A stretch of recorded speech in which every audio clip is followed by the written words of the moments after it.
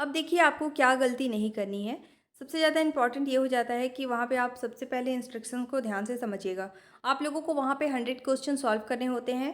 80 number के question आप सभी को सॉल्व करने होते हैं एंड 20 नंबर के क्वेश्चन आप लोगों को पर्टिकुलर सॉल्व करने होते हैं। जैसे वहाँ पे ऑप्शन होता है सोशल स्टडी के, मैथ्स के एंड साइंस के क्वेश्चन होते हैं। तो उसमें से केवल एक ही सब्जेक्ट को आप लोगों को सॉल्व करने होते हैं। तो इस चीज़ का आप लोग ध्यान रखिएगा। यहाँ पे देखिए आप लोगों को बताया गया है कि 19 जुलाई को परीक्षा में शामिल होंगे 54,498 अभ्यर्थी। भाग ब में 3 में से एक ही विषय आप लोगों को चुनना होगा, which is very very important. जो फर्स्ट टाइम एग्जामिनेशन देने वाले हैं आप लोगों के लिए बहुत ज़्यादा ये इंपॉर्टेंट है, इसे आप ध्यान से समझिएगा। जानकारी के मुताबिक प्रवेश परीक्षा में कुल 100 प्रश्न आप लोगों के पूछे जाएंगे। इसमें भाग अ के 80 प्रश्न उत्तर देने अनिवार्य होंगे। इट मीन्स कि सभी को 80 नंबर के जो क्वेश्चन है वो सभी को सॉल्व करने हैं, राइट। जबकि भाग ब में, ठीक है, जो आप लोगों का बी सेक्शन रहेगा उसमें आप लोगों के 3 सब्जेक्ट यानी सोशल स्टडी, आप लोगों का मैथ्स और साइंस, ये 3 सब्जेक्ट आप लोगों को देखने को मिलेंगे और उसमें से केवल एक सब्जेक्ट ही आप लोगों को सॉल्व करना है। अगर आप साइंस स्ट्रीम के हैं तो आप साइंस या फिर मैथ्स के क्वेश्चन सॉल्व कर सकते हैं। अगर आप कॉमर्स स्ट्रीम के हैं तो आप लोगों को सोशल स्टडी के क्वेश्चन सॉल्व करना है, ठीक है। आप लोगों को तीनों सब्जेक्ट को सॉल्व नहीं करना है, इस चीज़ का आप ध्यान रखिएगा। अदरवाइज आप लोगों का 20 नंबर जो है वहाँ से डिडक्ट हो जाएगा। एक नंबर भी आप लोगों को नहीं मिलेगा अगर आप तीनों सॉल्व कर देते हैं तो।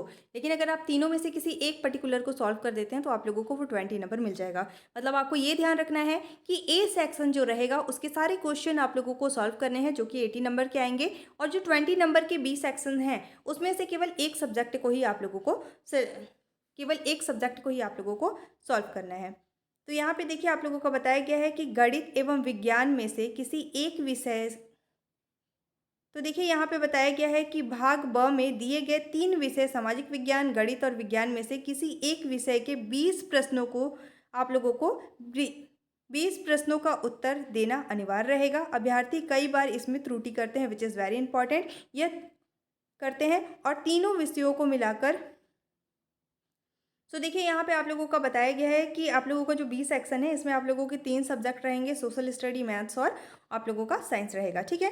तो इसमें से केवल आप लोगों को एक सब्जेक्ट ही सॉल्व करना है जो कि आप लोगों का 20 मार्क्स का रहेगा और आप लोगों का 20 क्वेश्चन उसमें देखने को मिलेगा।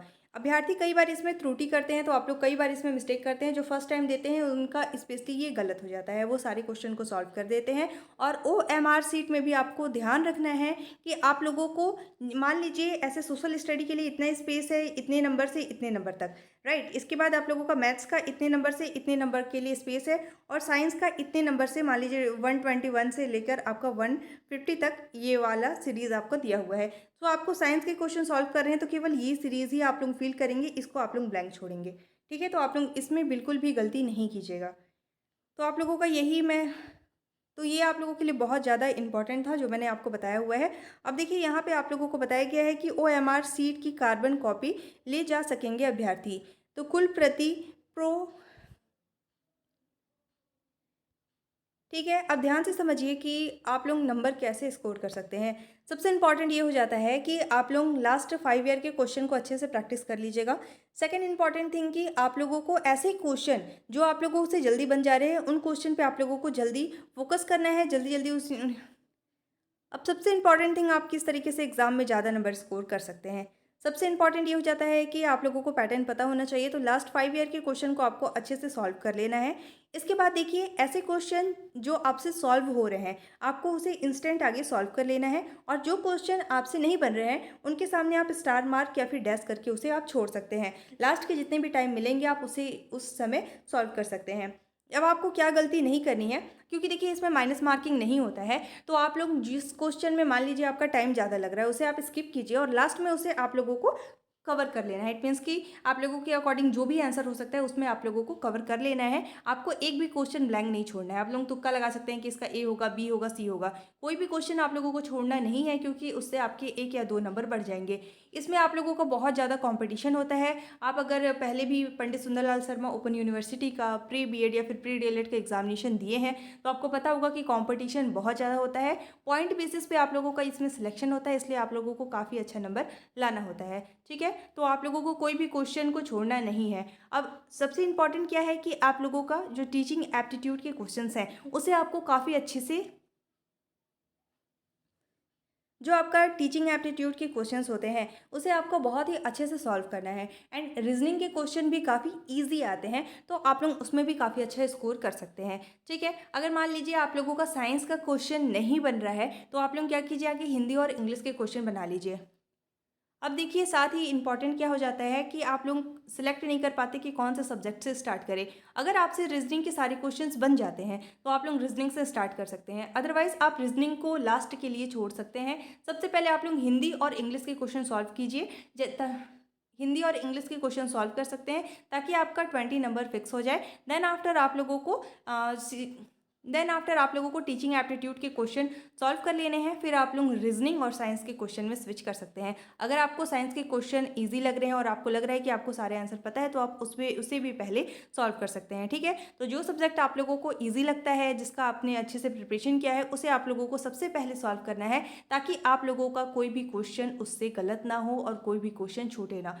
जो क्वेश्चन ज़्यादा टाइम ले रहा है आपका, उस क्वेश्चन को आपको स्किप कर देना है और लास्ट में उस क्वेश्चन को आपको अपने अकॉर्डिंग, आपको लगता है ए है, बी है या सी है, आपको अपने अकॉर्डिंग वहाँ पे आंसर कर देना है। कोई भी क्वेश्चन आपको छोड़ना नहीं है, इस चीज़ का आप ध्यान रखिएगा क्योंकि माइनस मार्किंग इसमें नहीं होता है। मैंने आपको बताया है कि कौन से ऐसे क्वेश्चन है जो हर बार रिपीट होते हैं, तो वो क्वेश्चन आप लोग देख सकते हैं। एंड प्रीवियस ईयर क्वेश्चन पे भी मैंने डिटेल में वीडियो बना के चैनल पर शेयर किया हुआ है। डिस्क्रिप्शन में इसका लिंक मैं मेंशन कर दूंगी, उस पर आप क्लिक करके चैनल पर विजिट करके देख सकते हैं। साथ ही पंडित सुंदरलाल शर्मा का अलग से प्लेलिस्ट बना हुआ है, आप उस पर क्लिक करके डिफरेंट टाइप के वीडियोस भी देख सकते हैं। Thank you so much for watching. If you liked my YouTube video, don't forget to like, subscribe and share. You all have to join our Telegram group for the latest update. Telegram group का link description में given है, आप उस पर click करके Telegram group visit कर सकते हैं और आप चाहे तो ज्वाइन कर सकते हैं। एंड आप लोगों का जल्द ही फिर मॉडल आंसर आ जाएगा। जैसे 19 तारीख को आप लोगों का एग्जामिनेशन हो रहा है तो 20 तारीख को आप लोगों का मॉडल आंसर आ जाएगा और इसके बाद जल्द ही आप लोगों का रिजल्ट भी आ जाता है। इसमें इंस्टेंट प्रोसेस होते हैं, तो सारे इन्फॉर्मेशन के लिए आप लोग मेरे चैनल को सब्सक्राइब कर सकते हैं और टेलीग्राम ग्रुप भी ज्वाइन हो जाइएगा। एंड टेलीग्राम ग्रुप से भी ज्वाइन हो जाइएगा क्योंकि आप लोगों का मॉडल आंसर आएगा या फिर रिजल्ट आएगा तो उसका पीडीएफ जो है मैं टेलीग्राम ग्रुप में शेयर कर देती हूँ, तो आप वहाँ से देख सकते हैं। Thank you so much for watching.